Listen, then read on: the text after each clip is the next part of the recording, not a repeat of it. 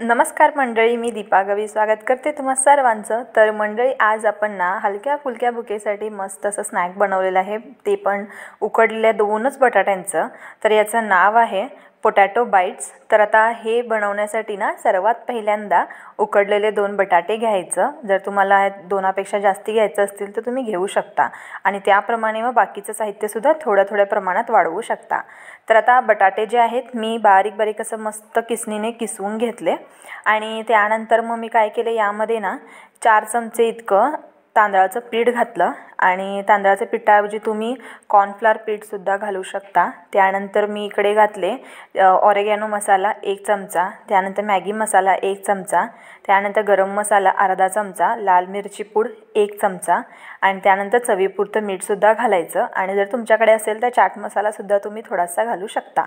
तर आता काय करायचं, त्यानंतर ना ब्रेड क्रम्स करून घ्यायचे, म्हणजे ब्रेड असताना आपल्याकडे त्याचा बारीक असा चुरा करून घ्यायचा आणि त्यानंतर मग तो सुद्धा ह्या मिक्सचरमध्ये घालायचा आणि मस्त त्याला पाणी न घालता मळून घ्यायचं। पाणी अजिबात घालायचं नाही, बटाट्यांचं ऑलरेडी पाणी खूप होतं आणि त्यानेच ना हे पीठ चांगलं मळून घ्यायचं।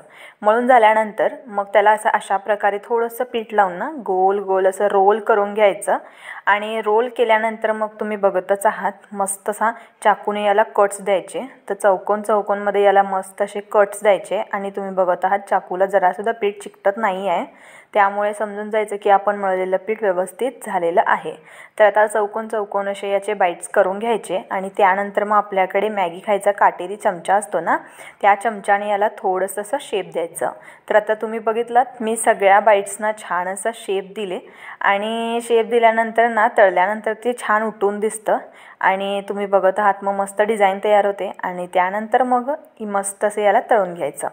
तर आता तळण्यासाठी ना ते जे आपलं तेल जे आहे ते मीडियम गरम असावं, जास्तही कडकडीत गरम नसावं आणि जास्तही थंडसही नसावं। कारण का म्हणजे मीडियम तेलामध्ये ना हे आतून मस्त असे क्रिस्पी होतात आणि याला साधारणतः 4 ते 5 मिनटं मीडियम गॅसच्या फ्लेमवरती ना मस्त परतून तळून घ्यायचं। डीप फ्राय करू शकता किंवा शॅलो फ्रायसुद्धा तुम्ही याला करू शकता। तर आता मी इकडे डीप फ्राय केलेलं आहे आणि मस्त 4 ते 5 मिनटानंतर तुम्ही बघत आहात अगदी सोनेरी रंगावरती ना आपले हे बाईट्स जे आहेत ते तळून झालेले आहेत।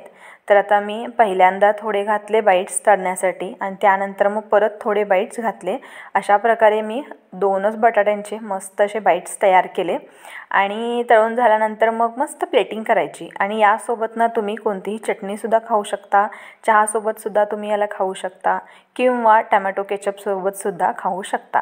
तर आता मी इकडे ना टॅमॅटो केचपसोबत याला खाणार आहे। तर आता टॅमॅटो केचप घेतले आणि थोडंसं म्हटलं चला प्लेटिंग करायला सुरुवात करूया आपण पण थोडीशी काहीतरी इम्प्रूव्हमेंट। मग आता काय केले, मस्त याला मी सॉस वगैरे ठेवले आणि अगदी कुरकुरीत झालं होतं आणि मस्त असं याला तोडून ना आम्ही खूप एन्जॉय केलं खाऊन।